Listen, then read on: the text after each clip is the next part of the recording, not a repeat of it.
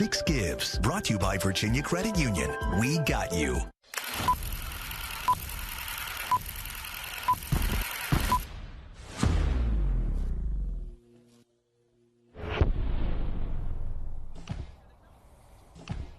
The year was 1985, and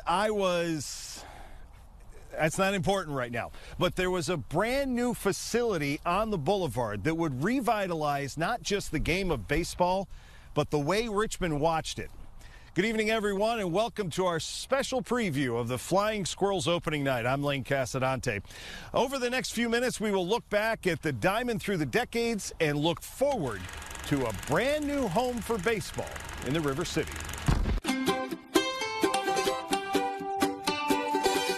Well, it doesn't just go back to 1985. You know, this plot goes back to 1954. When you look at the players who played in this plot of land over the last 70 years, you've got Mickey Mantle came through with the Yankees.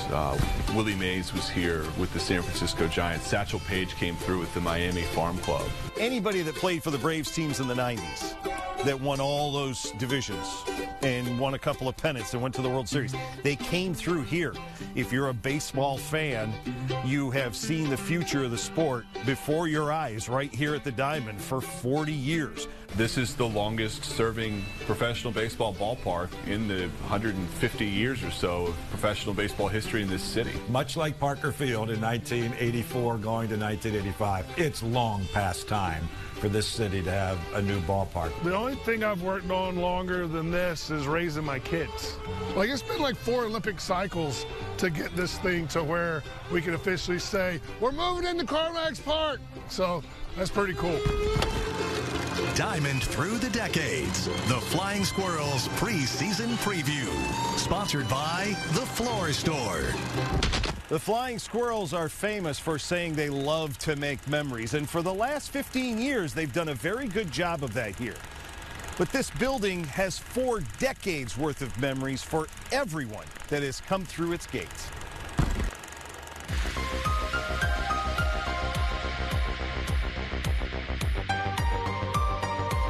The Atlanta Braves, the Major League Club, would tell the city forefathers, hey, look, you know, Parker Field's okay, but it needs to be replaced. And so that's where the new stadium cry was starting, the groundswell back in the early 80s. In came a general manager named Richard Anderson. It was a Parney before there was Parney, but Richard Anderson came in and he started organizing the troops to get a little groundswell to build a stadium. And one of the persons that stepped forward to help was Bobby Ukrop, and then another gentleman was Richard Hollander. And the 3 of them were able to kind of start planning, kind of start discussing, and doing what needed to be done, and that's when the Diamond started to come to fruition. I want to talk about your brother a little bit, because I know you were working at Ucrops with your brother at the time, and in a roundabout way, he also kind of played a big part in you becoming a part of the Diamond. Yep. Well, historically, my brother, who's 10 years older than I, used to, there's something he didn't want to do, he gave it to me. But he knew I love sports. Mm-hmm. And we were trying to expand our business, but the reality was, in order to move a project like this forward, he knew, and I knew, you needed to have the working people, the real people in the community behind it. It wasn't something that was going to be dictated to people. Mm-hmm. And I think for the government people and the private sector people to realize that there was a grassroots, there was a pent-up demand for doing something together. Mm-hmm. And having a place where Henrico, Chesterfield, and Richmond residents could come together and enjoy professional sports. It wasn't about baseball. It was about the community. And I will tell you that the way this thing worked, these are all the people who made monetary contributions to the ballpark. All these are, and they're on the Wall of Fame there. And so this is what it was, the people saying, not to mention all the people who bought ballpark specials and participated in the community-wide efforts that we had to raise money. You're walking into the Diamond for the first time for a game with the Richmond Braves. What was that day like for you?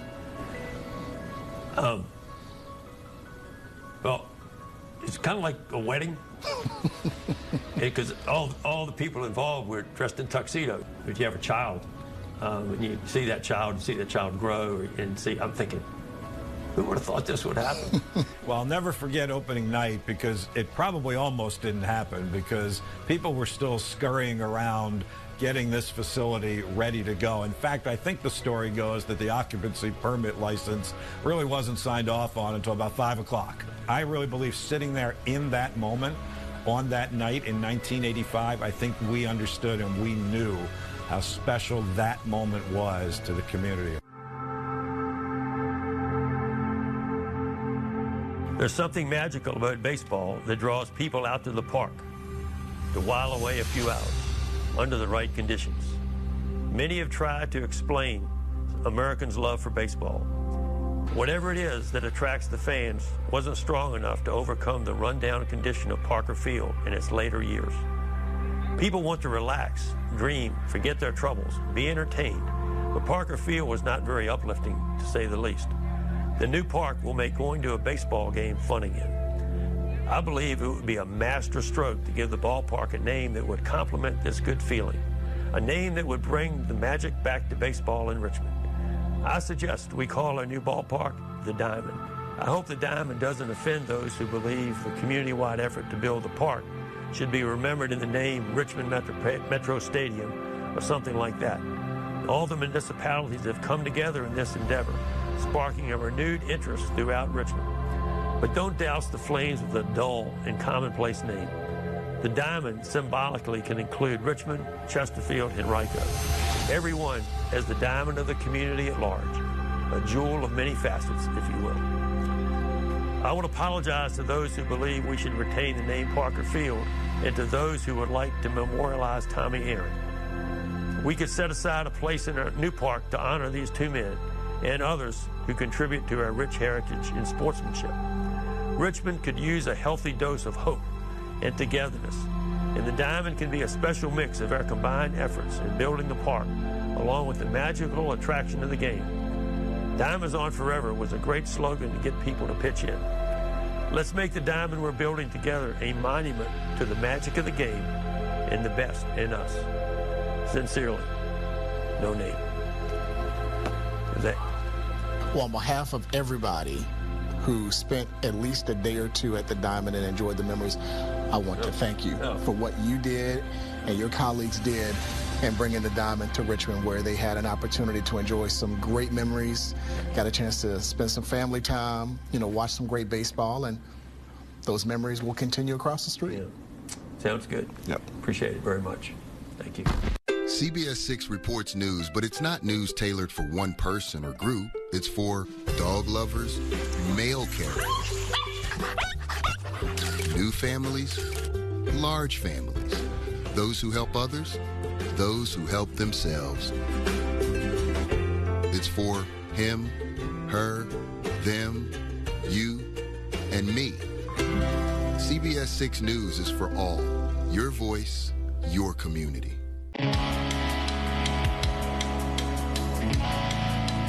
The 86 was a really, really good team. We had an infield that was dubbed the $1 million infield, all of whom went on to play in the major leagues. And they put together a really good season, won the International League regular season. We're playing Game 4 of the playoffs. We played Rochester. We're down 2-1, and they got the tying run on second base. And the manager brings in Tom Glavine, 20-year-old Tom Glavine, long before he's a Hall of Fame Tom Glavine. He gets the last out. We win Game 4. We win Game 5. We're Governor's Cup champions. When Tom Glavine got promoted to the major leagues for the first time, the pitcher who replaced him on the Richmond Braves that day that took his roster spot was John Smoltz. So how often do you see one eventual Hall of Famer, go up and then get swapped into a AAA team for another Hall of Famer? The Braves put a good product on the field. Guys that you would see play here the next couple of years, you see them up in the majors. Anybody and everybody that played for the Atlanta Braves on those division and pennant and championship teams in the 90s came through here. Andrew Jones was here for 2 weeks. That's it. Went up and played the World Series that year. Chipper Jones. They had that grade 8 in 1993. Javi Lopez, Brian Klesko.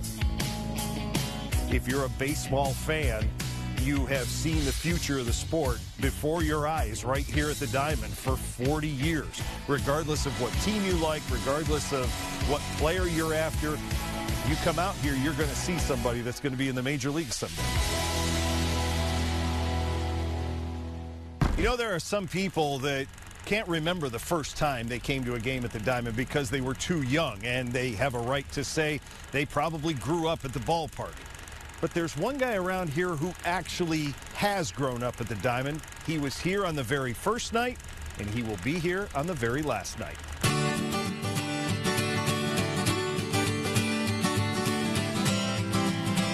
As a kid growing up in Mechanicsville, Steve Barden spent a lot of time watching games at Parker Field, where he tried and failed to get hired as a bat boy.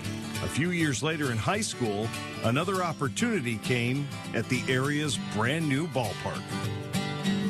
Steve came down to apply for a job with his two buddies. I called the first friend. He answers the phone. Michael, hey, yeah, want a job? It's yours. Talk to David. Hey, you're hired. Get to Steve. Nobody answers at his house.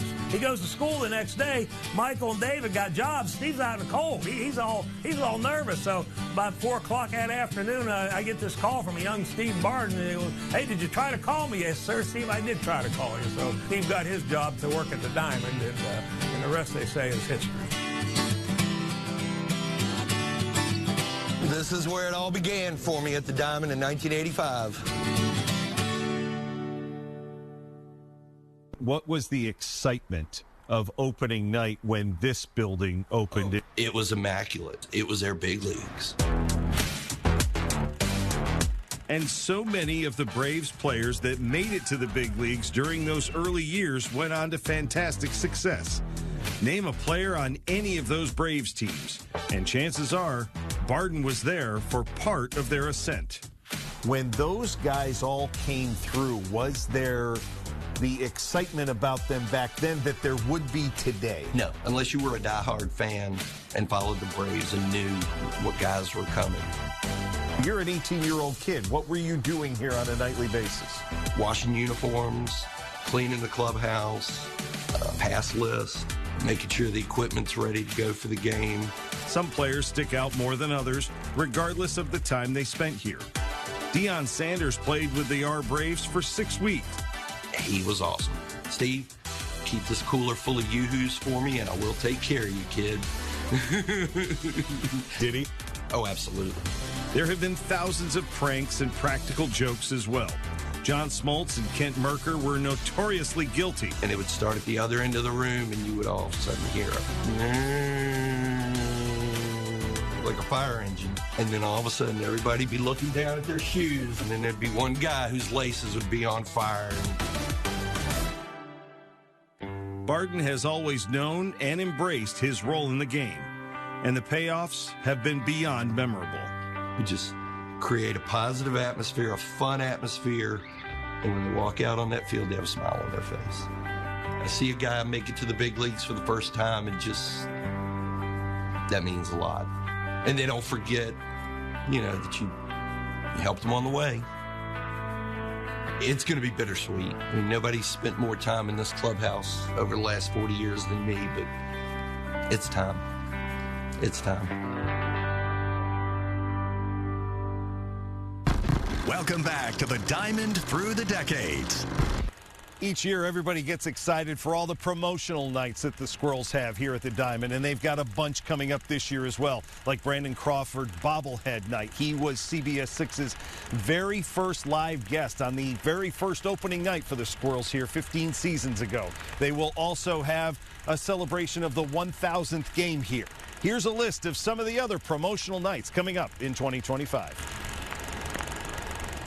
So the promotion starts with our 40th anniversary on April 17th. That was opening day in 1985. I was not born yet. And we'll be celebrating the 40th anniversary, inviting back some of the front office members from the 1985 front office that opened up the stadium, and we'll be giving away a really fun diamond figurine that I will keep forever. And then we will be celebrating the 2010s. We'll be wearing our sleeveless white uniforms that the team wore in 2010, 2011, 2012. And doing a really fun Brandon Crawford bobblehead giveaway. In June, we'll head to the 2000s, and it'll be on June 12th. We'll be doing a 2000s night, which was kind of a limbo time for baseball in Richmond. Some Braves, some no baseball, the announcement of the Squirrels. So for the 2000s, we're going to be doing a diamond ring giveaway. It's a big championship ring in the shape of the diamond logo. And then the long-awaited Richmond Braves return in the 90s in July. We'll be wearing Richmond Braves-inspired uniforms. And we'll, of course, be doing a Chipper Jones bobblehead, and he'll be wearing his Richmond Braves gear in that bobblehead. And then in August, we'll be celebrating the 80s. We'll be wearing the same Richmond Braves jerseys, and we'll be doing a fun 80s Braves t-shirt that a lot of fans, it'll be a great throwback. Our first one will be yacht rock themed. So we'll have some fun yacht rock music. We're going to be giving away a Flying Squirrels captain's hat that you can wear at the beach, the pool, the bar, whatever. Come early for some music. Then we'll be doing a country theme, Boots, Beer, and Baseball. We'll have a country band and some fun beer boots to purchase at our concession stands. And then we'll be doing an Eras, Natasha's version Taylor Swift night. So folks can come out. We'll have a fun Taylor Swift DJ. We'll be doing a sing-along, make your friendship bracelets, wear your sparkles. It's Natasha's big night. And then we'll finish it off with our Margaritaville Jimmy Buffett night. We're giving away amazing blacklight Hawaiian shirts, which have been a huge hit over the last couple of years. Because the replays look so cool during March Madness, Rob is requesting to be shot in slow motion as much as possible.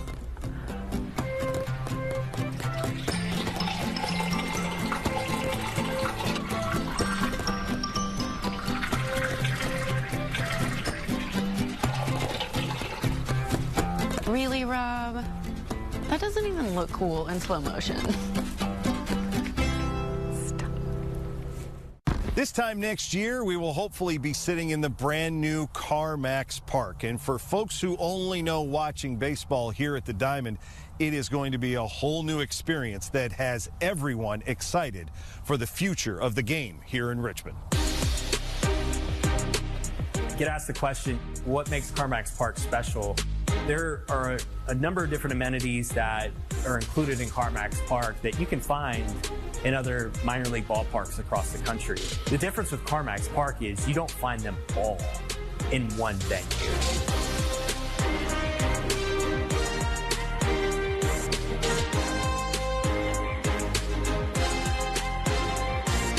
When you come to CarMax Park and you enter the front gates, it's going to be different from the Diamond. You're going to experience all the sights, sounds, the feels, the smells of entering a ballpark, of entering someplace special. CarMax Park is going to bring so many new things that we've never had before. The first fan to catch a home run ball, to have people 360 all the way around is going to be really cool for our fans to get to experience. This is truly a Major League Baseball field, just a smaller footprint.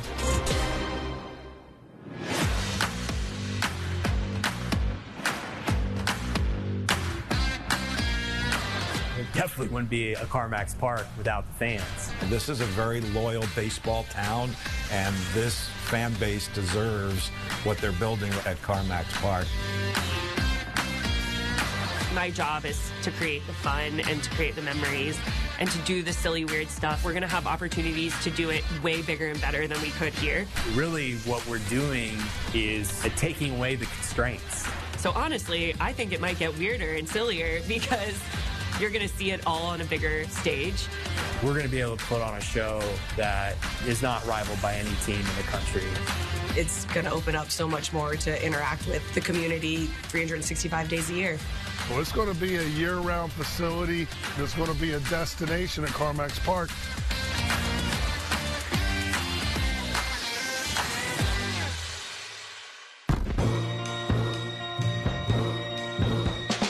I don't need no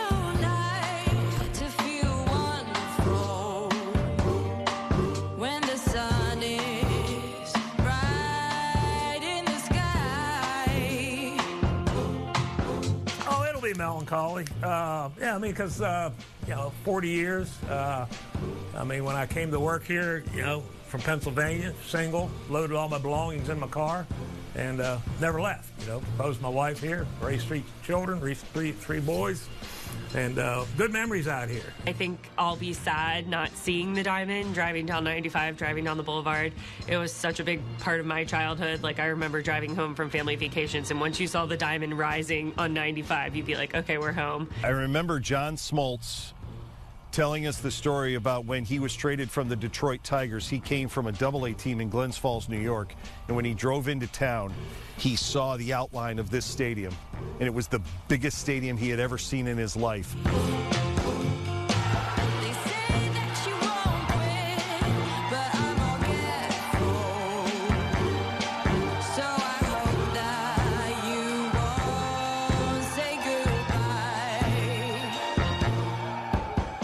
The reason that it is happening is because the fans' participation and involvement made it impossible for anything else to happen than CarMax Park come to life. Like anything in life, it moves on. So, but there'll be a celebration. There'll be a celebration, that's for sure. And the great news is, for the next however many years, we're going to make a lot of new memories in history in CarMax Park. And eventually we'll catch up to all the memories and history of the Diamond. I don't think I've ever been more proud of anything in my life other than my family. And really, really grateful. Grateful to be in Richmond, and grateful to have played a small role in this whole situation. So there you did it. You made me cry on television.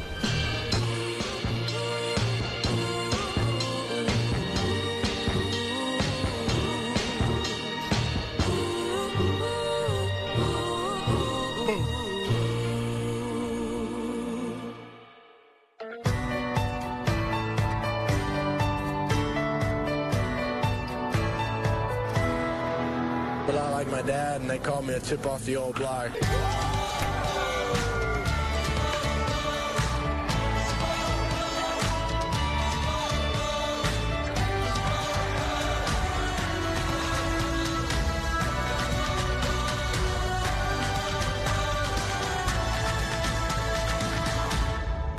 You have one last season to make your own memories here at the Diamond. The final opening night will be April 4th. Gates open at 5, and the first pitch will be at 6:35. I'm Lane Casadante. Thanks for watching, everyone. Have fun. Go Nuts. Diamond through the decades. The Flying Squirrels preseason preview. Sponsored by The Floor Store. No matter what mood you're in, we'll be here for you in the morning.